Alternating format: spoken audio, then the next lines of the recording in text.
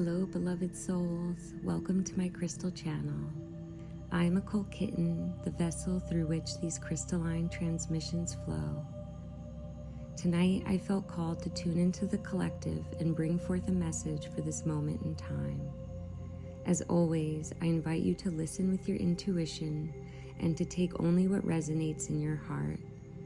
May this message meet you where you are and offer what is most needed for your path right now.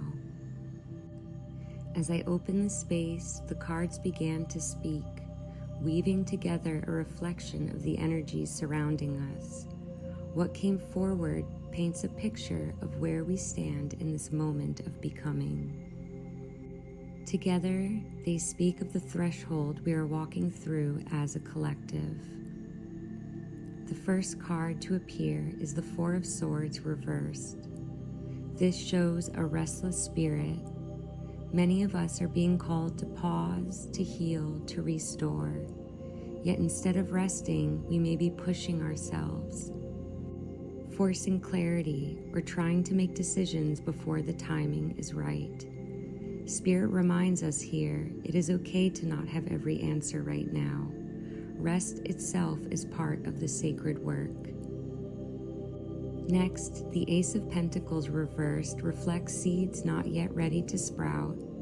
The soil is still being prepared.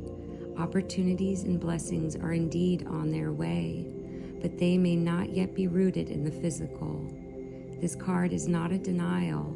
It is a whisper to trust the timing of your harvest. What is for you cannot miss you.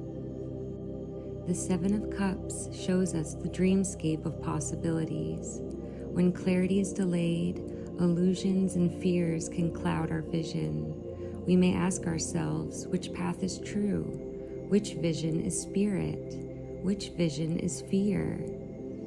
This card asks us to ground, to breathe, and to remember that discernment is found not in rushing to choose, but in listening deeply. Together, these three cards reveal a moment of liminality, the urge to act, the delay of manifestation, and the fog of possibilities.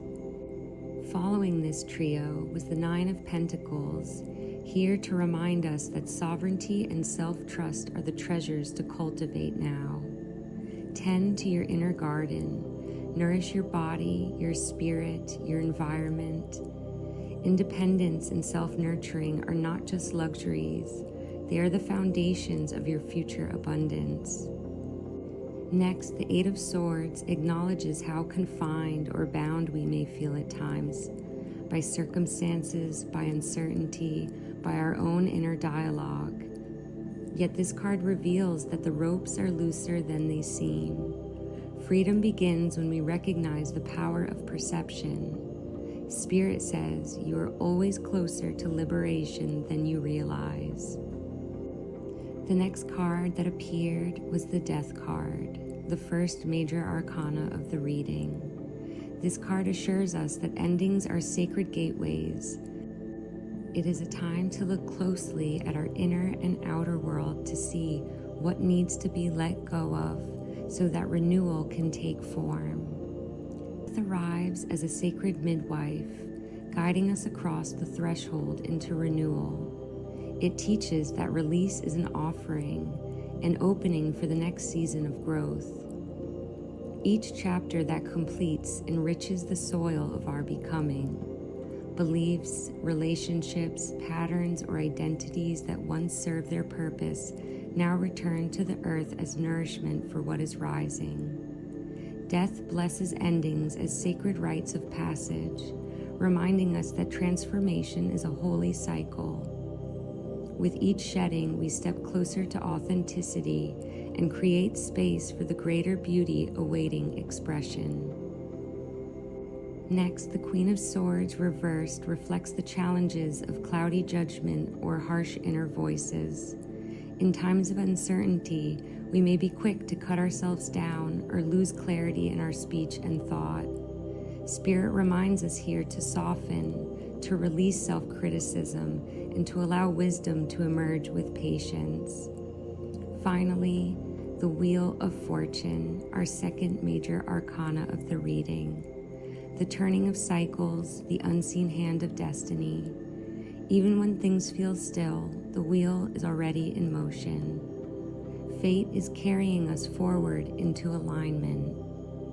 The wheel turns as the rhythm of destiny, weaving our lives into the eternal dance of change.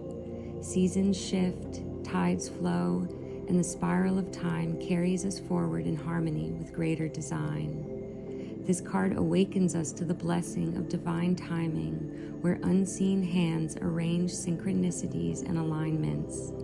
Each revolution of the wheel brings fresh perspective, new opportunities, and the unfolding of our soul's story. When we move with the wheel, we align with the currents of fate, embracing life as a living tapestry where every moment is purposeful and every cycle carries us into deeper alignment with our highest path. The message that flows through these cards is one of sacred preparation. We stand in a season where the soil of our lives is being tilled.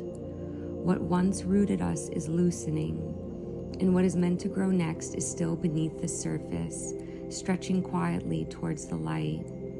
This is the space between breath and release, between endings dissolving and beginnings waiting to emerge.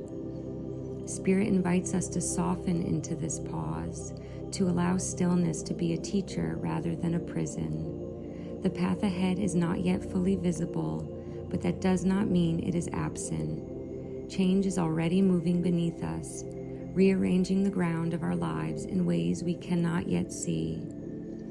Here we are called to cultivate trust, to tend to the inner garden, to strengthen the heart, and to honor the body as temple. Even when clarity feels distant, this is the time to rest in discernment, to choose nourishment, and to let patience become an act of devotion. Transformation is not a single moment, but a living current. It moves through us in waves, dissolving, renewing, and weaving us into greater wholeness. What feels like waiting is in truth a ripening, and what feels like uncertainty is a hidden alignment already underway. We are each a horizon in motion, dissolving into endings, rising into beginnings, and carrying the dawn within us as we cross the threshold. Together they call us to honor the pause, to trust the unseen, and to prepare our hearts for the unfolding that is already on its way. Thank you for being here, for listening, for sharing this moment of transmission. If this message resonated with you, feel free to share it with someone who might need it too. And if you'd like to stay connected, you can join me here again for future transmissions. Until then, may you be held in grace, guided by faith, and illuminated by the light that already lives within you.